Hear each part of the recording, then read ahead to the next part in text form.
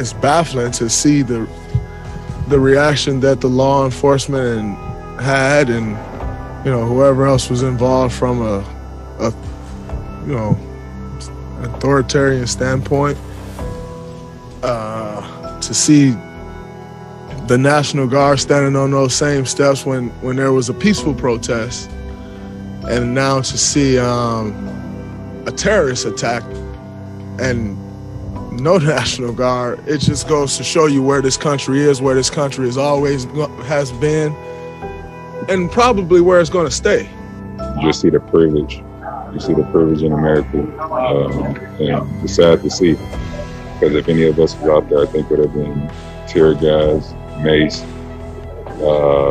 probably gunshots, Thousands of white people can storm the Capitol and not face any sort of obstruction from police. But heaven forbid a 12-year-old black boy carry a toy gun in a park, or a 15-year-old black boy walk home from a store with a bag of Skittles, or a young black male run through the neighborhood on a jog.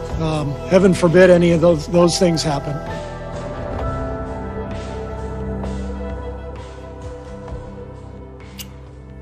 Welcome to First Take. You usually see the wonderful Molly Karen Rose sitting in this chair.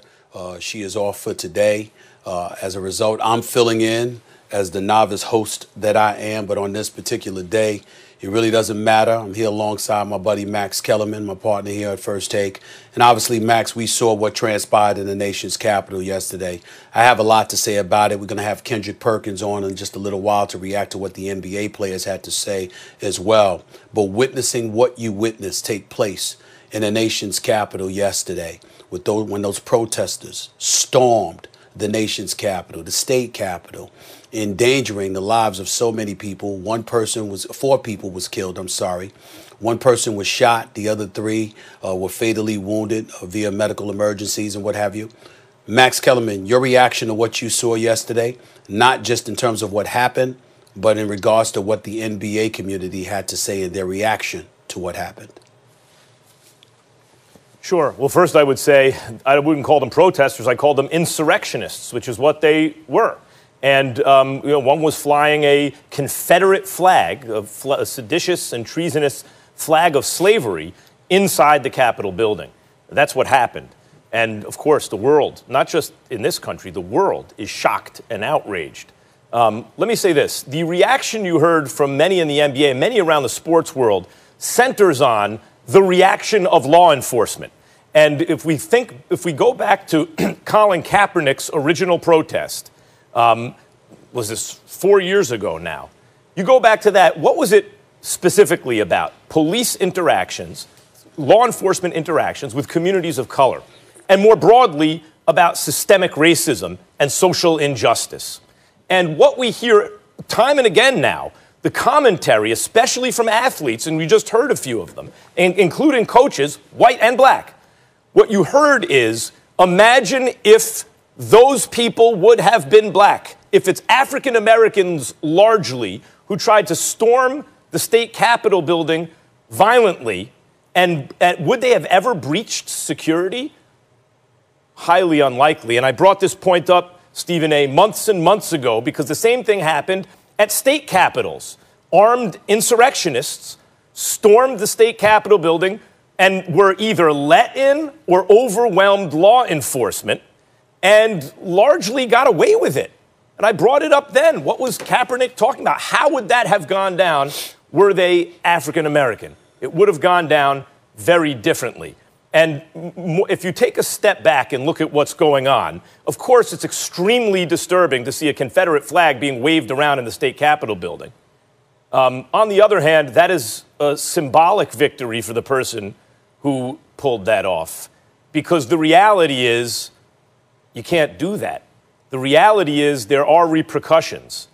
The reality is that this moment was coming, of reckoning, was coming in American history. I remember as a kid, Stephen, I was 8 years old at PS 41, 1981. We used to get something called the Weekly Reader, and we would learn about how the climate's going to change, and also the browning of America. At what point would white people cease to be the majority in America, and would be only the plurality, meaning they're still the largest group, but not over 50% of the population.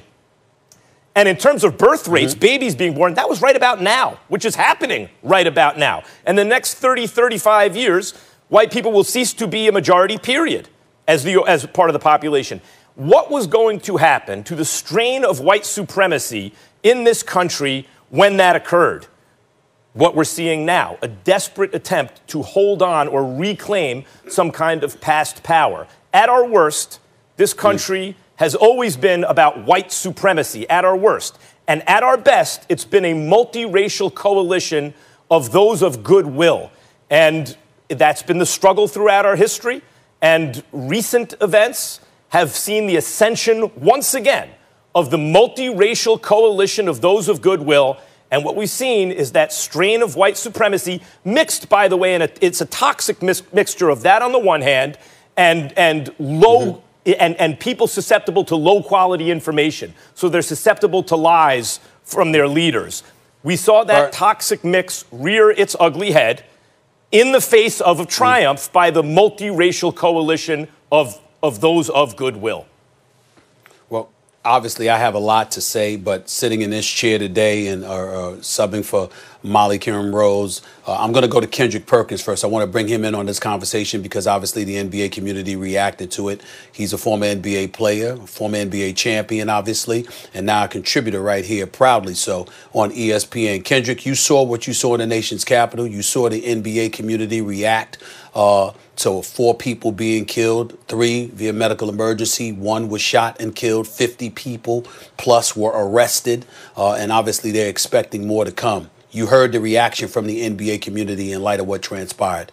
What was your reaction?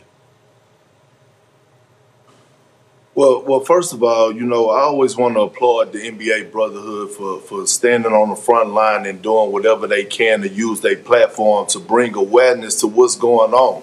Honestly, personally, I don't see how they played last night. My mind was in a whirlwind, just watching, the news and seeing what was going on and me witnessing what was going on in Capitol Hill. And the truth of the matter is this, Stephen A. and Max, is that we live in 2 different Americas. It's 2 Americas. It's Black America and it's white America. And when you look at what happened and what transpired yesterday at Capitol Hill, them going in there, rioting, people being murdered and killed and things were getting torn down and people were taking selfies while they was doing it with the police officers. It goes back to what I said, when we first addressed this situation with George Floyd, a couple months ago, is that we don't trust the system. And how can you trust the system after watching what we witnessed yesterday? I don't trust nobody. I don't trust security. I don't trust police officers. I don't trust nobody as an African American. And it goes to show me another thing, is that our safety was already on the line. It don't matter who you are in the world today. If they could get to Capitol Hill, how can you feel safe in your own home? How can you feel safe anywhere? How can you feel safe in the NBA arena? You can't. It was a planned attack. And so what that goes to show me is that this is just the beginning, because I don't know what else is coming up. And for this to happen with the security that the Capitol have, you just don't know what's going to come up in the near future. You don't know what's going on through these evil souls that are doing these crazy things in our world today, especially in the United States. Our safety is on the line. We should not take nothing for granted.